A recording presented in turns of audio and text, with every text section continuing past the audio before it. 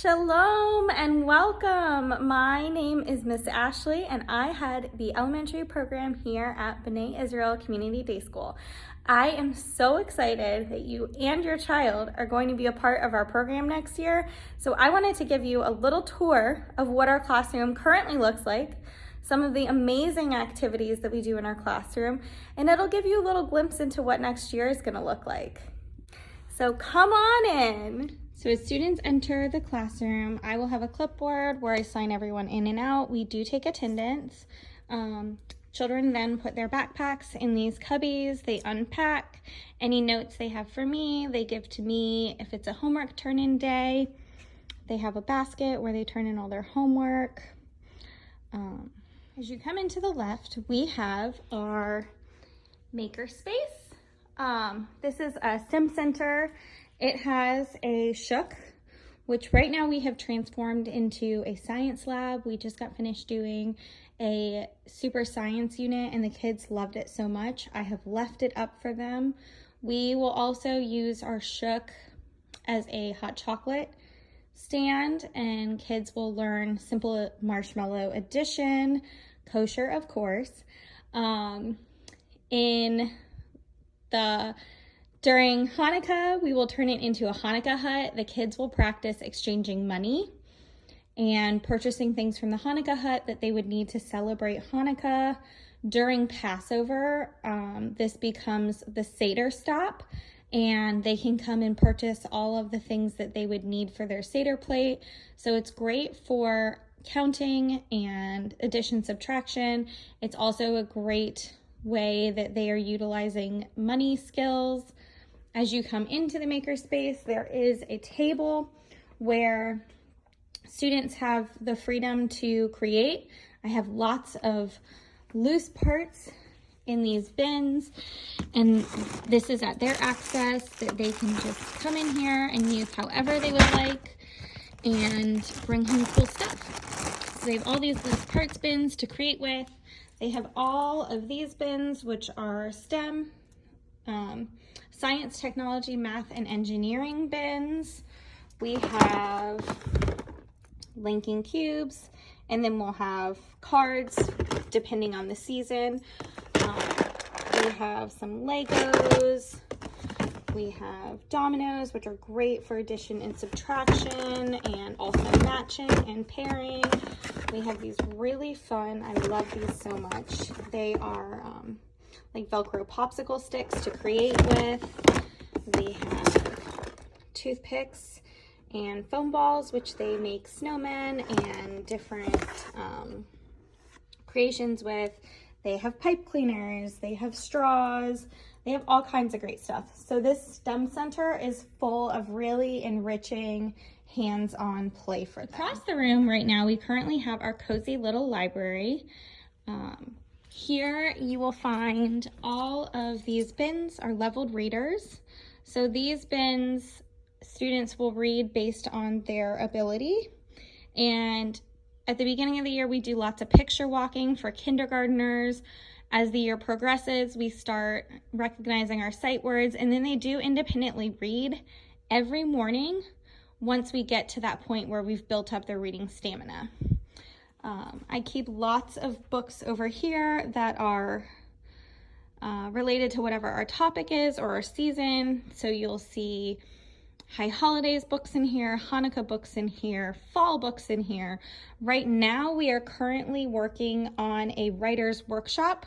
We are the authors. We are writing our books, we are illustrating our books, and we are publishing our books.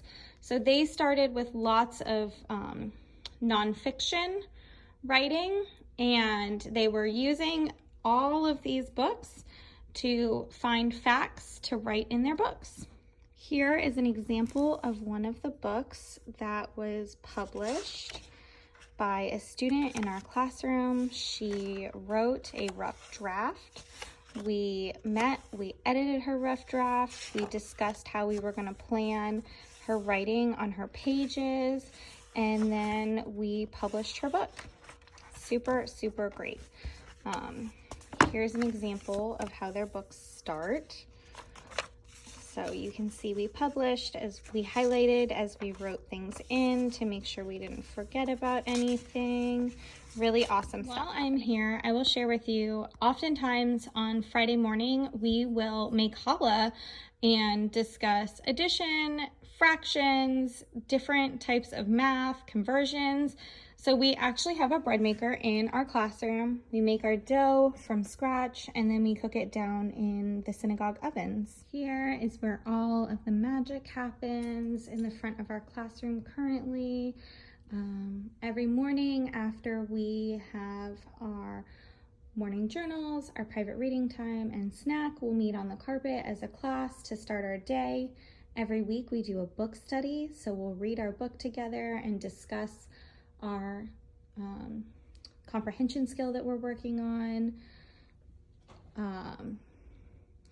We have our little morning message on the board.